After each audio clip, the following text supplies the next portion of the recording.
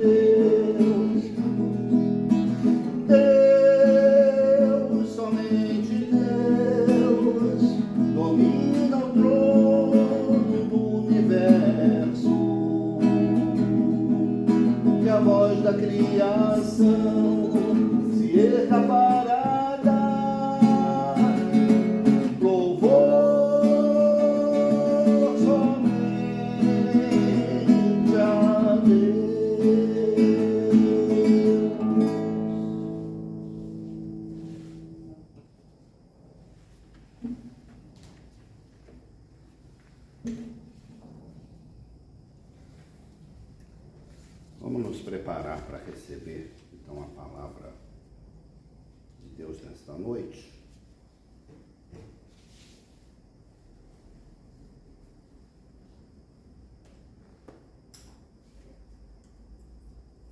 Eu pedi ao Gabriel que faça essa oração por nós, não só pelo pregador, mas para todos aqueles que participam desse processo de ouvir a palavra. Por favor, Gabriel. Senhor nosso Deus, nosso Pai, agradecemos a Ti pelo momento de hoje, que abençoe nosso culto, a palavra do nosso pastor, alcance o coração de todos que estão aqui presentes, aqueles que não puderam vir também, que o Senhor possa abençoar e trazer um pouco do Seu amor em nossos corações. Em nome de Jesus. Amém. Amém. A leitura do Evangelho de hoje é do Evangelho de Lucas, capítulo 16, versículos 1 a 13. São 2 slides desse aqui. Quem deseja ler a palavra para nós hoje? A Beth sempre disposta, olha, maravilha. Vamos então nos colocar de pé, tá? Recebemos então o Evangelho. Jesus disse também aos seus discípulos: certo homem rico tinha um administrador. Um dia ele recebeu uma denúncia de que esse administrador estava desperdiçando os bens dele.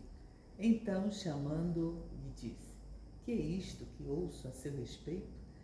Preste contas da sua administração, porque você não pode mais ser o meu administrador. O administrador então se pôs a pensar: que farei, agora que estou sendo demitido pelo meu patrão? Trabalhar na terra? Não posso. De mendigar, tenho vergonha. Já sei o que vou fazer para que, quando for demitido, as pessoas me recebam em suas casas.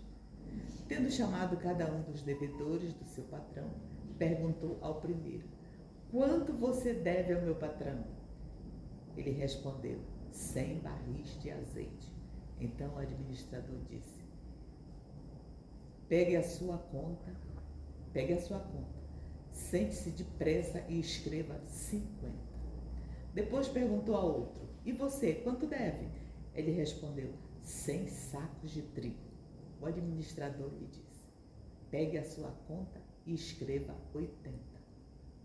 E o patrão elogiou o administrador infiel por sua esperteza, porque os filhos do mundo são mais espertos na sua própria geração do que os filhos da luz. E eu recomendo a vocês: usem a riqueza injusta para fazer amigos, para que, quando a riqueza faltar, vocês sejam recebidos nos tabernáculos eternos.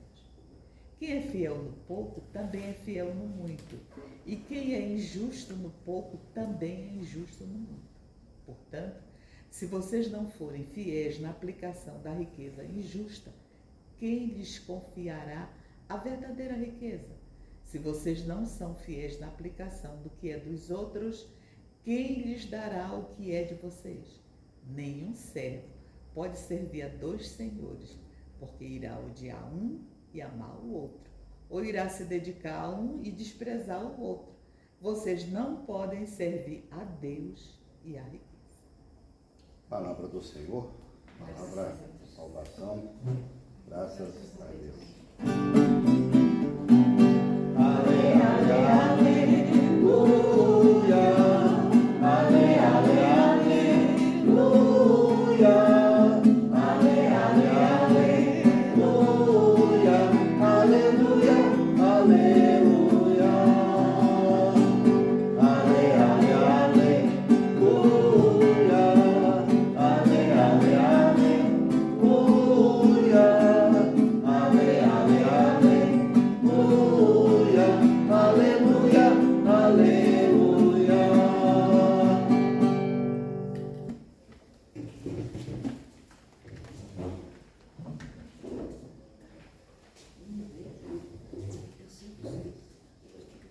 Ainda bem que hoje não tem Santa Ceia, não tem batismo, não tem nada assim muito especial, porque é difícil fazer uma pregação assim muito breve sobre um texto como esse, que é um texto relativamente, né, extenso, e também ele traz muitos conceitos, muitas coisas assim para a gente refletir. Lucas, vamos lá. Bom, o interessante dessa parábola, né, dessa palavra de Jesus, a gente poderia chamar essa parábola assim, né, ela é chamada parábola do administrador infiel. A gente poderia chamar assim o elogio da malandragem, né? E a dificuldade já começa por aí, porque ele descreve um personagem assim, com certos desvios de conduta, não é? Mas, no fim das contas, esse personagem é até elogiado, né? Mas isso tem uma finalidade, a gente precisa se debruçar no texto assim para compreender. Mas o fato é que Jesus sempre procurou ilustrar coisas do reino de Deus a partir de episódios da vida real, coisas do dia a dia. não é? Então, nada de muita filosofia, nada de muita abstração, não. Coisas que aconteciam, né? Episódios igual a esse aí, de você ter numa empresa um administrador, uma pessoa responsável por um determinado setor sobre o qual pesam suspeitas, né, de conduta ética inadequada e tal. Isso está no dia a dia. E no noticiário policial, político e tal, todos os dias, né? Então, o fato é que existe aí um grande proprietário, um homem muito rico, né, que delegou, então contratou uma pessoa para administrar seus bens e recebe essa informação, que essa pessoa estava esbanjando, né, as suas riquezas, né, as riquezas do dono, não as dele, né, naturalmente. E diante das denúncias, então, ele chama o empregado às falas e diz: olha, você está demitido, mas você tem que me apresentar uma prestação de contas, né?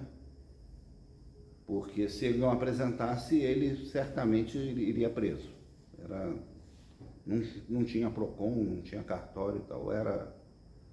Quem devia ou virava escravo ou ficava preso.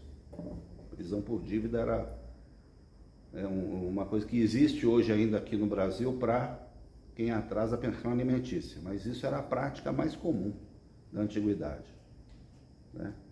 Então, esse homem, né, sendo confrontado com essa situação, ele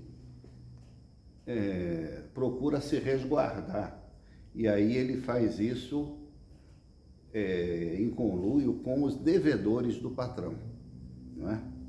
Não tinha computador, não tinha nada digitalizado, né? A coisa era ali feita à mão mesmo. Então ele chama os devedores e diz: quanto é que você deve para o patrão aí? Diz: 100 litros de azeite. Aí diz: faz o seguinte, vamos trocar esse documento aí, diz que você pegou 50, né? Você me dá 50, o resto fica aí com você, né? E a mesma coisa, né? 100 sacos de trigo. Ele faz um deságio lá, diz: não, fica 20 para você me paga 80 e está quitado. E essas pessoas ficam devendo favor para ele, então se amanhã depois ele for realmente para a rua, ele tem aonde procurar para, né, conseguir um emprego, algum tipo de favor. Né? Esperteza pura, né? Então, e ao que parece, o patrão toma conhecimento desse negócio também e reconhece, diz: olha, isso é muito esperto mesmo, né? Realmente, temos que reconhecer, né? Sabe se virar, não é? No versículo 9 aqui, nós vemos um texto que até o Papa Francisco, essa semana mesmo, comentou, né? Falando então da relação das pessoas com a riqueza. Jesus fala sobre isso, né? Então ele diz o seguinte: usem a riqueza injusta para fazer amigos, para que quando a riqueza faltar, vocês sejam recebidos nos tabernáculos eternos.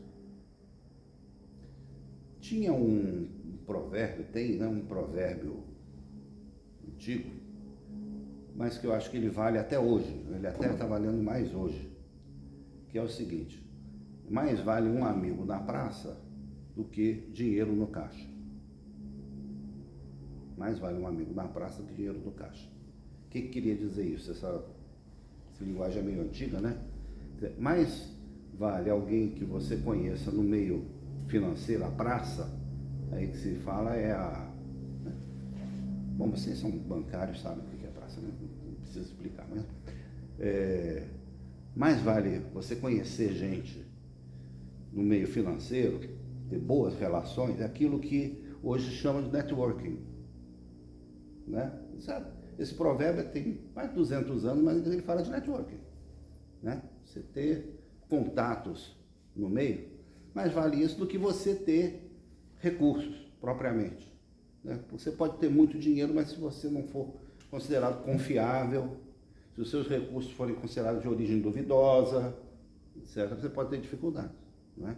Então, foi o que esse homem fez, né, esse administrador, e é o que Jesus recomenda, que muito mais importante do que se apegar às riquezas, se você tem riqueza, tem recursos, então ajude as pessoas, ajude a quem precisa, ou talvez até a quem não precisa, mas ajude, se desapegue, não seja aquela pessoa simplesmente acumuladora, não é? Então, e ele fala aqui das riquezas de origem injusta. Riquezas de origem injusta.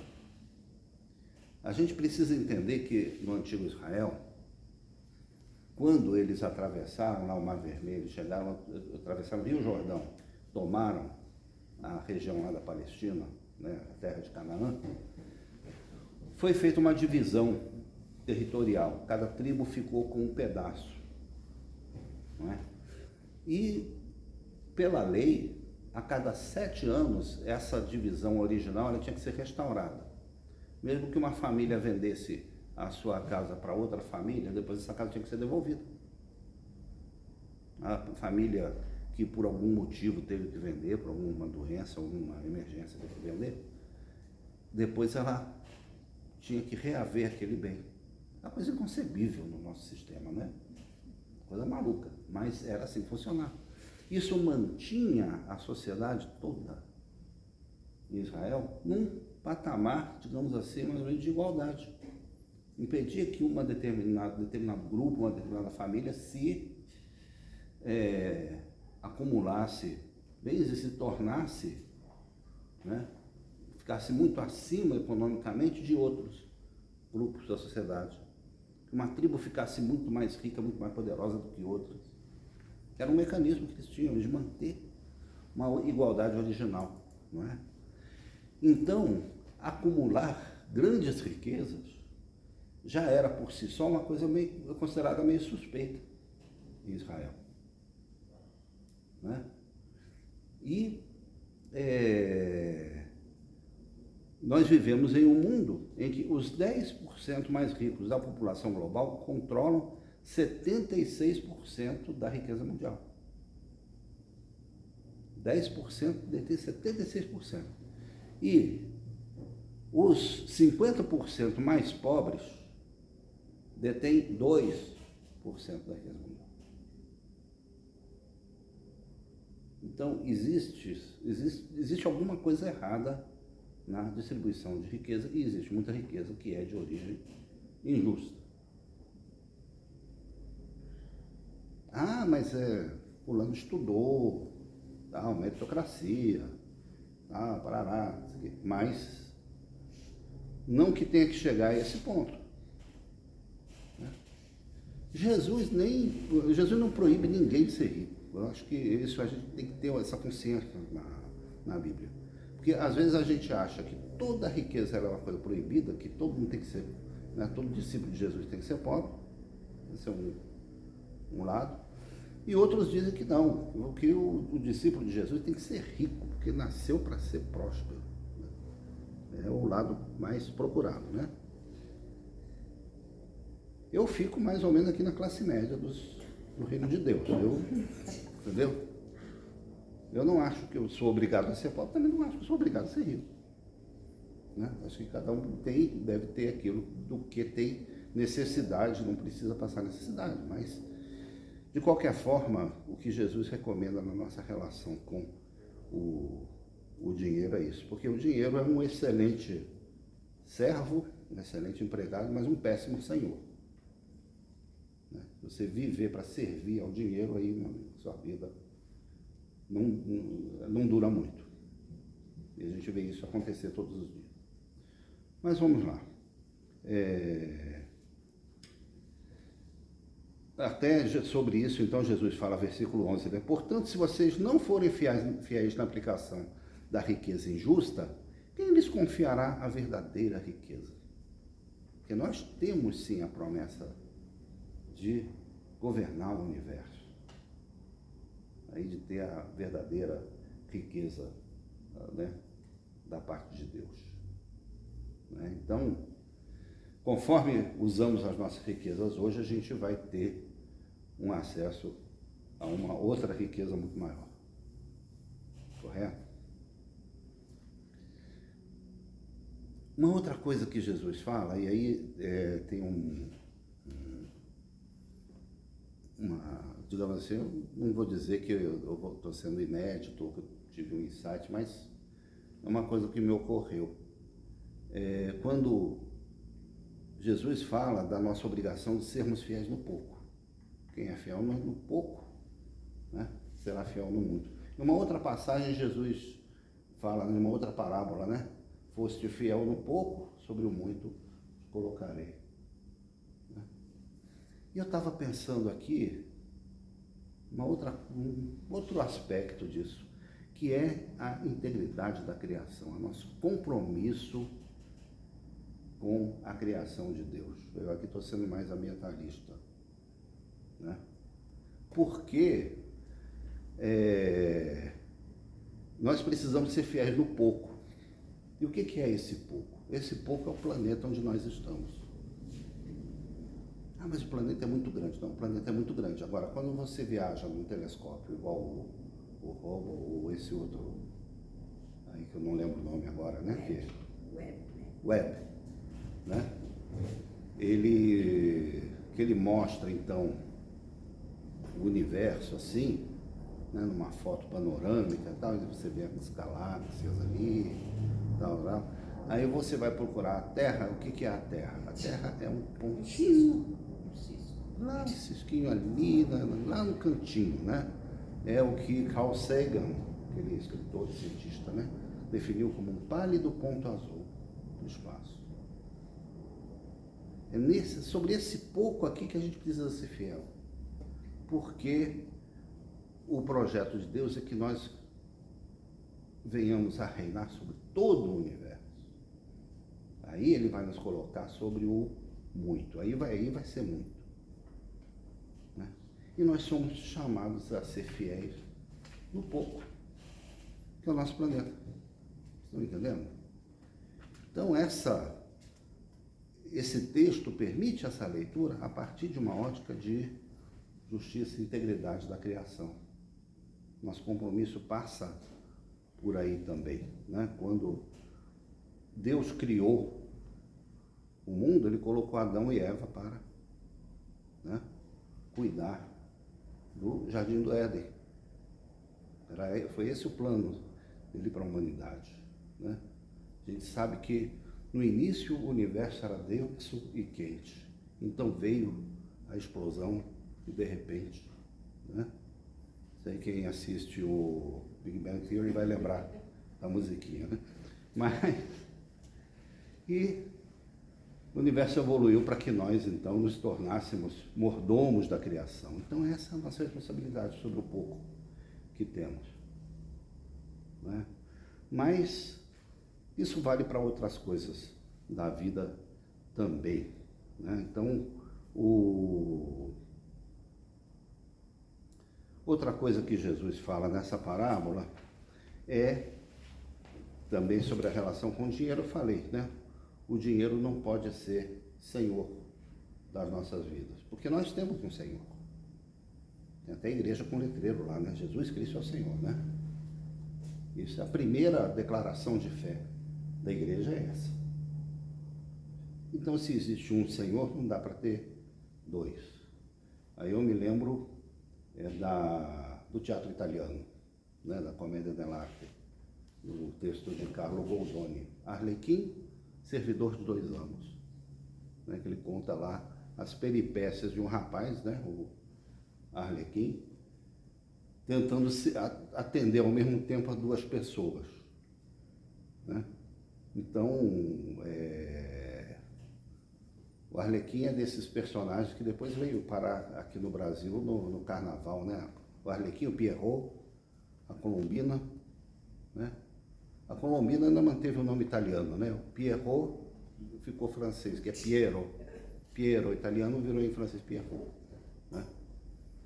E nós nos comportamos então como Arlequim, né? Querendo servir a Deus e ao mesmo tempo querendo servir ao dinheiro. Mas que dinheiro? O dinheiro hoje ele atende por vários nomes, ele atende por mundo corporativo, né? Ele atende por vida profissional. É claro que nós temos compromisso com a nossa vida profissional, né? Eu tenho um trabalho, a Miriam, todos nós aqui, né? E a gente se esmera naquilo que a gente faz, né?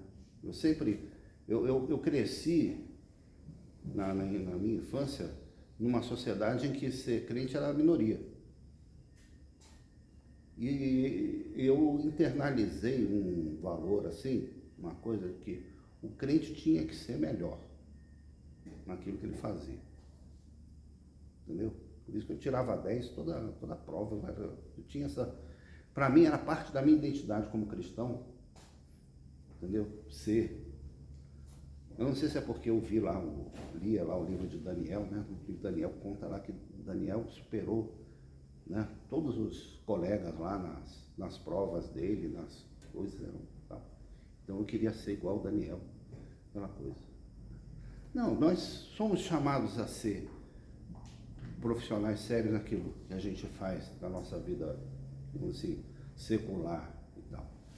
Mas a gente não faz isso por servir ao dinheiro, ao poder econômico, a essa coisa. A gente faz isso por ser o nosso chamado.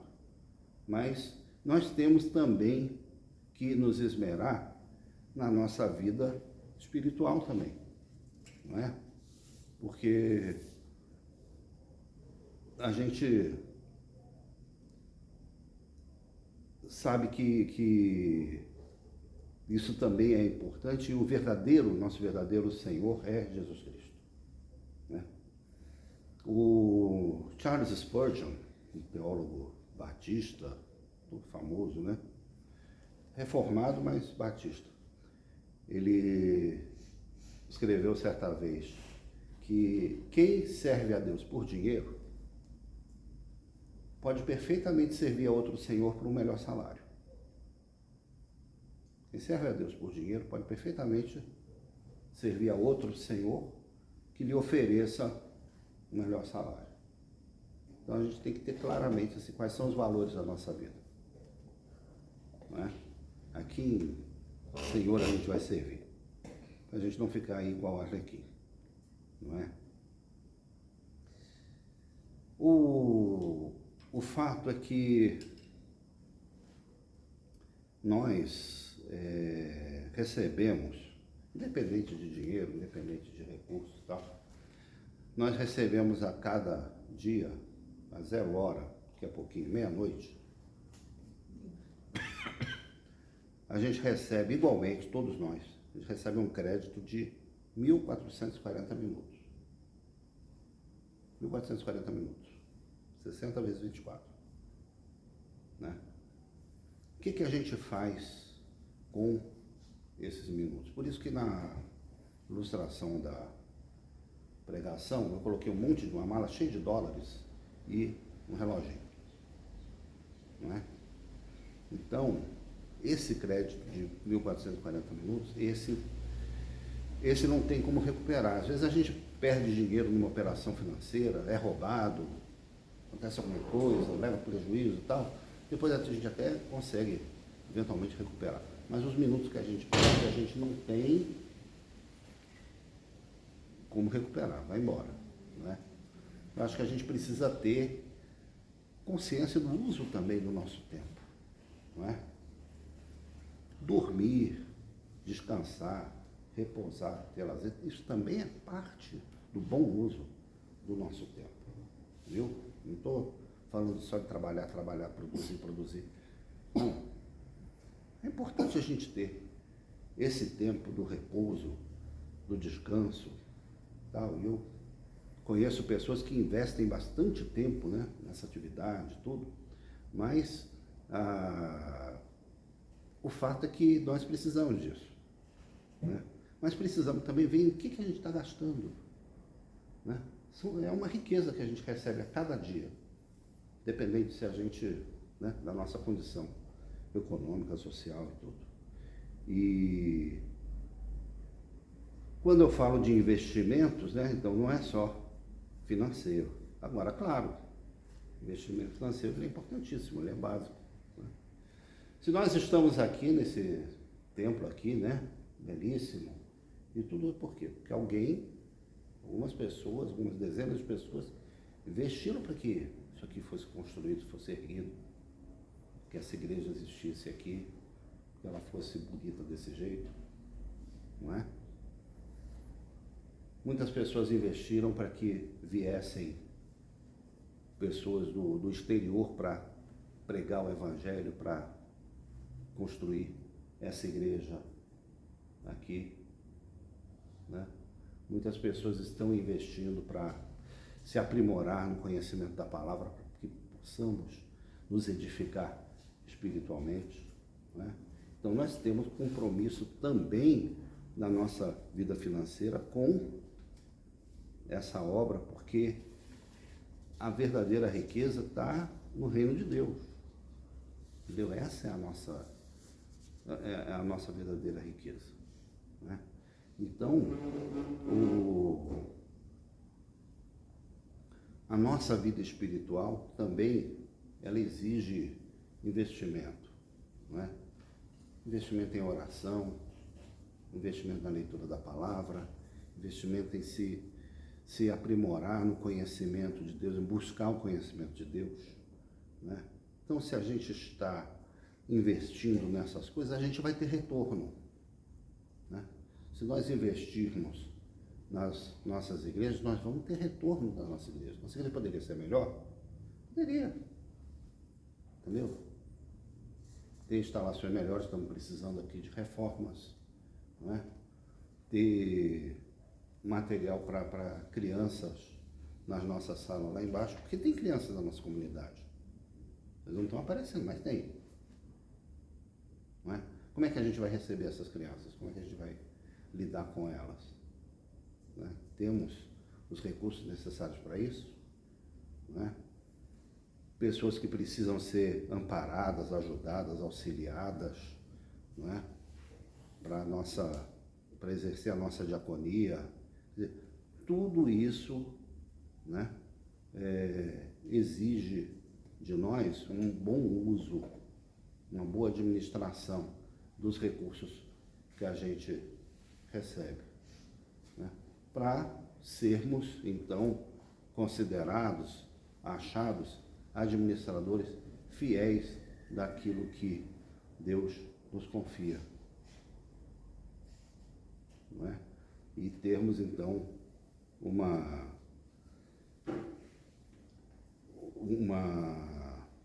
posição, né, como mordomos das coisas de Deus, mordomos do planeta que Deus nos confiou, né? E em tudo isso,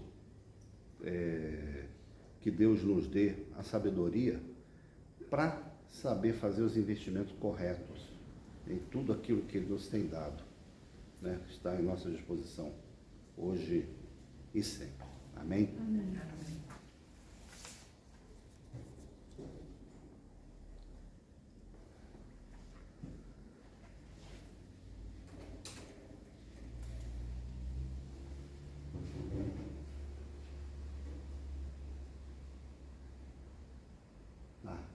Ficou faltando o slide do ofertório, né?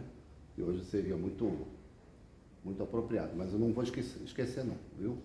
Aqueles que querem participar do nosso ministério, lembrem-se, né, de estar depositando. Nós temos o nosso gasofilácio aqui para a boa e velha oferta física, né? Presencial, mas temos também a nossa conta, nosso Pix para aqueles que querem contribuir com o nosso ministério. Nossa chave é ipubrasiliadf@gmail.com. Amém? Vamos então nos colocar diante de Deus agora, apresentando os nossos pedidos de oração. Lucas.